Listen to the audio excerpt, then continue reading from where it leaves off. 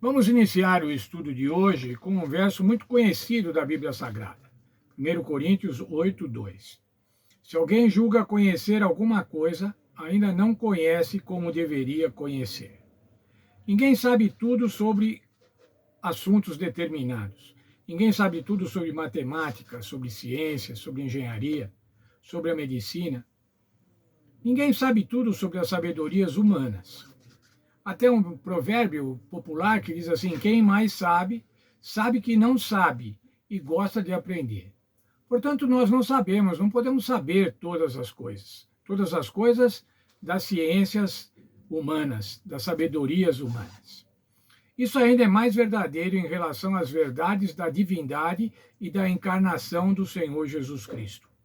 Paulo destacou a extraordinária humilhação de Jesus ao se tornar humano, um tema que, mesmo na eternidade, não compreenderemos totalmente. O mistério da encarnação de Cristo, o mistério do Evangelho, resgatar e salvar pecadores. Como foi a humilhação de Jesus ao assumir a natureza humana? Como foi a humilhação de um ser divino tornar-se humano? Veja o texto de Paulo em Romanos 8:3. A lei não tinha poder porque tinha sido enfraquecida pela nossa condição humana e pecadora. Mas Deus fez o que a lei não poderia fazer. Ele enviou seu próprio filho para a terra como um corpo como o nosso, que é humano e pecador. Deus o enviou como sacrifício pelo pecado e assim, por meio deste corpo humano, condenou o pecado. Ora, o Senhor Deus enviou seu Filho unigênito, Senhor Jesus, Deus Filho, para morrer pelos nossos pecados. Ele condenou, assim, o pecado e salvou os pecadores. Ainda texto de Hebreus 2, versos 14 a 18, lá nós encontramos os seguintes textos, as seguintes afirmações. Por sua morte, destruiu aquele que tem o poder da morte, o diabo.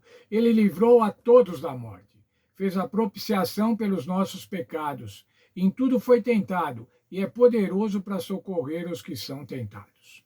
O Senhor Jesus tomou a forma humana, sabe o que é ser humano, sabe o que é ser tentado, sabe quais são as tentações humanas e por isso, então, ele pode nos socorrer. Ele é o nosso sumo sacerdote que se compadece das nossas fraquezas. Foi tentado em tudo, mas sem pecado, conforme Hebreus 4:15.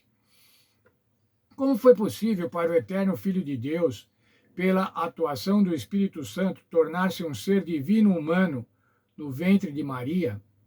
É algo que desafia a nossa compreensão. Como o infinito e eterno poderia subitamente tornar-se um ser humano finito, sujeito à morte? Esse é o centro do que Paulo descreveu como o mistério da piedade. O mistério da piedade, a humilhação suprema do Filho de Deus. O mistério da piedade, não dá para entender, irmãos, o que é esse mistério. Não dá para entender o que é essa humilhação de um ser divino, de um Deus, Deus Filho, se tornando homem e morrendo. Porém, o Senhor revelou qual é esse mistério. Colossenses 1:26. O mistério que estivera oculto dos séculos e das gerações, agora, todavia, se manifestou aos seus santos. O que era essa manifestação do mistério? Era o Evangelho universal, a tantos judeus, que era o povo da promessa, como aos gentios, aqueles que até então estavam excluídos do plano da salvação. No belo hino de Filipenses 2, os versos 6 a 11, que estudamos nesta semana, Paulo explorou essa humilhação de forma mais detalhada do que qualquer outro trecho das Escrituras. Primeiro, existindo na forma de Deus. A palavra morfê, ou forma, indica sua natureza divina, mostrando que Jesus era igual ao Pai. Comparar ainda com João 1:1. No princípio era o verbo estava com Deus, o verbo era Deus. Ainda ele se esvaziou. O mistério de que Jesus deixou de lado suas prerrogativas divinas para se tornar verdadeiramente humano e ser tentado como nós é espantoso. Como pode um ser divino tornar-se servo e se sujeitar às tentações dos humanos? Mas ainda ele se humilhou, Filipenses 2:8.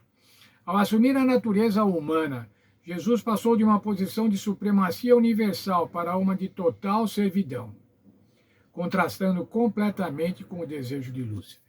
Ora, o Senhor Jesus, Senhor do universo, Senhor supremo do universo, Deus, se sujeitou a se tornar homem, se humilhou, tornando-se servo, tornando-se homem. Exatamente o contrário de Satanás, de Lúcifer, que queria tornar-se como Deus. Mas ainda se sujeitou até à morte, e morte de cruz. Não havia forma mais humilhante de morrer do que a escolhida por Jesus, planejada em conjunto com o Pai no Conselho da Paz, conforme Zacarias 6,13. Esse ato foi prefigurado por Moisés ao levantar a serpente no deserto. E assim, na cruz, aquele que não conheceu pecado, Deus o fez pecado por nós, para que nele fôssemos feitos justiça de Deus. 2 Coríntios 5, 21. O Senhor Jesus se humilhou, se entregou. O Senhor Jesus se tornou pecado, assumiu os pecados da humanidade e foi para a cruz. Morreu na cruz para a nossa salvação, para a nossa justificação, para a justificação do ser humano. O Senhor Jesus morreu na cruz e, ao morrer na cruz, venceu a morte. Venceu a morte quando ressurgiu no terceiro dia. E o Senhor Jesus está hoje no céu, intercedendo por cada um de nós, porque Ele conhece as nossas dificuldades. Nossa lição propõe uma reflexão. Como refletir sobre o que Jesus fez por nós? Como refletir sobre o que Jesus fez por nós na cruz deve nos tornar mais humildes e submissos a Deus.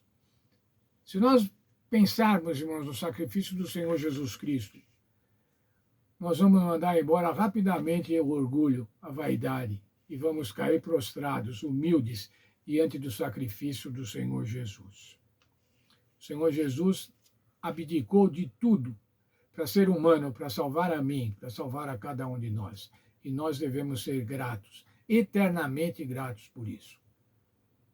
Esse vai ser um tema, irmãos, da eternidade. Estudar o mistério do Evangelho, o mistério da salvação, o mistério da encarnação do Senhor Jesus Cristo, da sua humilhação e do seu sacrifício. Que Deus nos abençoe e que a gente possa, na nossa finitude, aprender um pouco desse mistério, mas na eternidade, aprender esse mistério, aprender o que foi esse mistério do próprio Senhor Jesus na Canaã celestial.